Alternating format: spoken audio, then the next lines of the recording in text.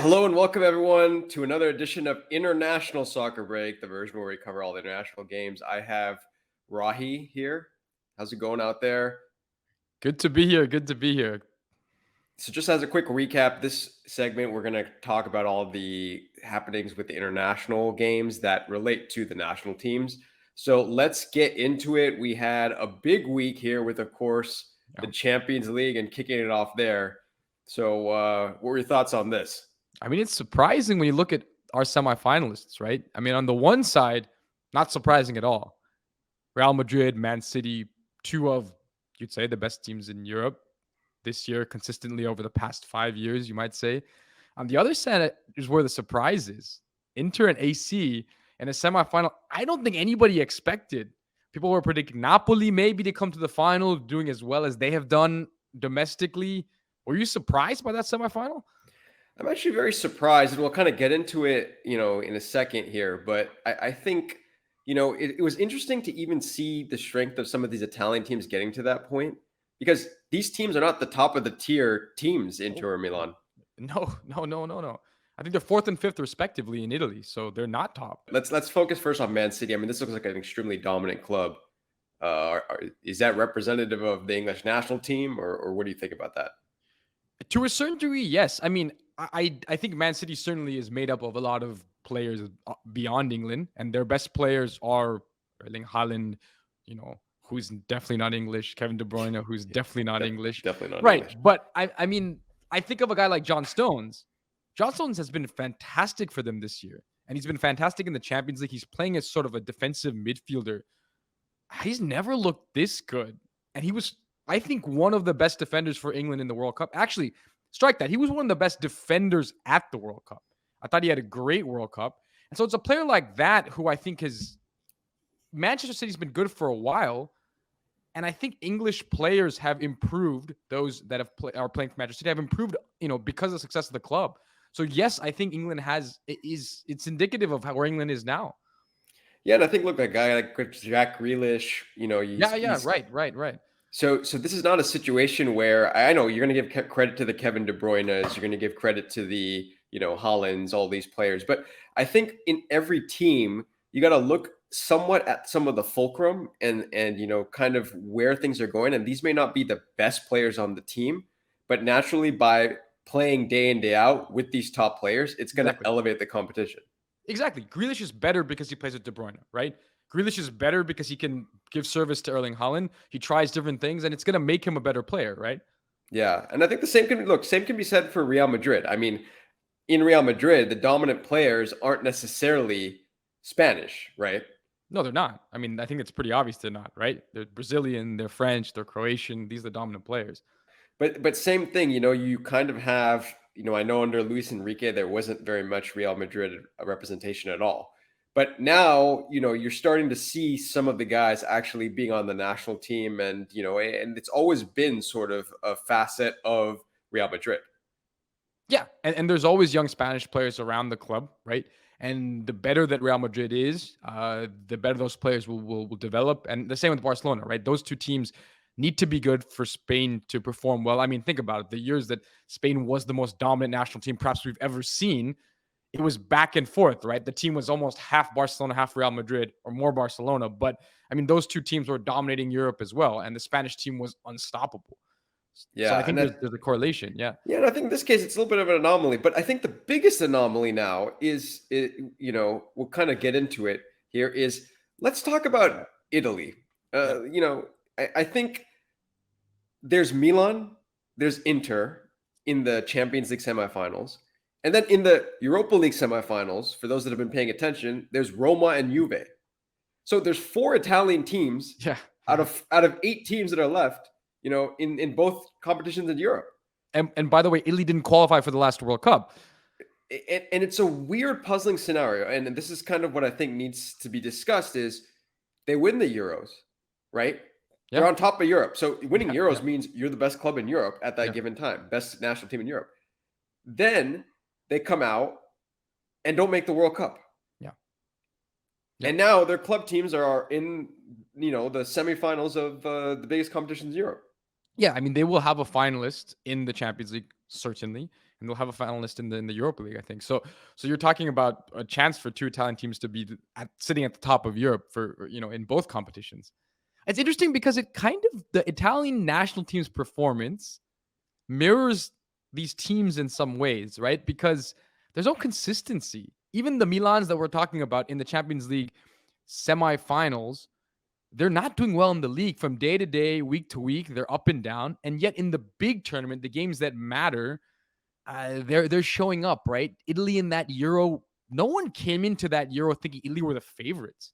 I don't think you would have gone in with that mindset, and yet they performed very well. They beat teams that were better than them, more talented than them, and in the final, they beat an English team that honestly is a better team than Italy.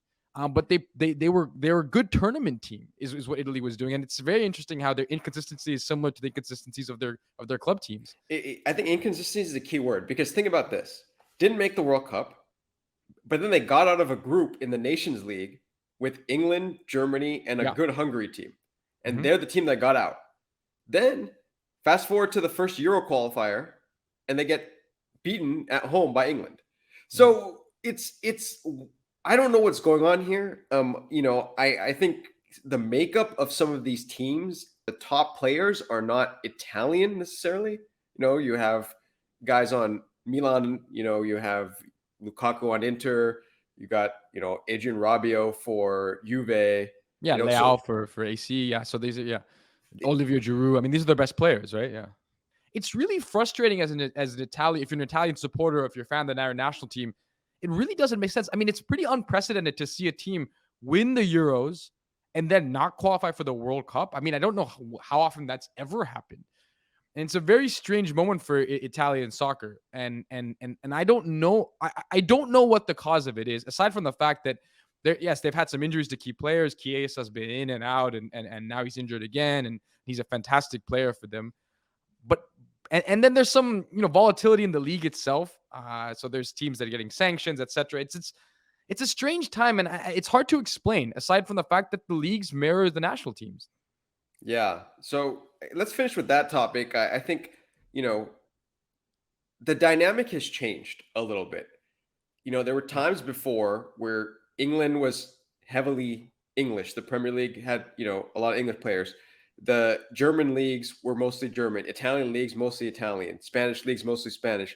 Now, you look at a team like Man City, tons of players who are not English, who are dominant, and across the board we're seeing this with all the teams we talked about.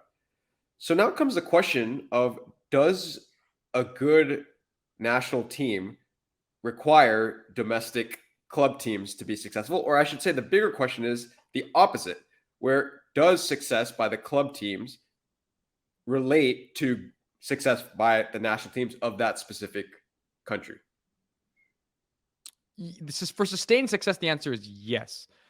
At least the top performing teams have to do well. So the fact that the Italian teams, while they may not be doing well domestically, the fact that they can compete in Europe and that they're in the semifinals of two big competitions, that's an indicator the national team should be able to perform. You need your big teams to be able to perform for your national team to find success. So and I know it's different now because you have players, like for example, as we talked about Man City, there's players, the makeup of the team is not British, but there's enough British players that are benefiting from that. And the same goes across the board. So the Italian players, I think, are benefiting from playing with international players that are very, very good. So I think the simple answer is still yes, despite the makeup of the teams, that how it has changed. But do you feel the same? Well, I just going through history, right? So let's take the 2018 World Cup. France has always been an anomaly since I think their players play in different countries and stuff like that. But PSG still had a strong team, in general, and has had a strong team during I'd say the last 5 years or so. Yeah. Right. You go previously, when the German national team won the World Cup. Yeah. Borussia Dortmund and Bayern Munich were extremely strong club teams at that time. Yeah. Right? You go back before, when Spain was dominant, Real Madrid and Barcelona were the best clubs in the world by far. Like there was no, question about that, right? And so now you're kind of seeing this weird phase where I don't know if it's true anymore. Yeah, and it's a strictly European question, right? Because obviously the natural argument to that is Argentina winning the World Cup, and of course their league is not strong by any argument. But their players are playing certain, at Man City, in Italy. So I mean, there's good players everywhere, good Argentinian players everywhere, and Brazilians are the same. So it's a uniquely European question, I think. But Yeah, 100%, yeah, 100%. I, You but know, I don't think it's changed. To your point, I think that to have sustained success as a national team, I think you need to have one or two Champions League quality teams that are able to win those kind of games. I think. yeah, because look, if you even look at, let's take the Croatian league, right?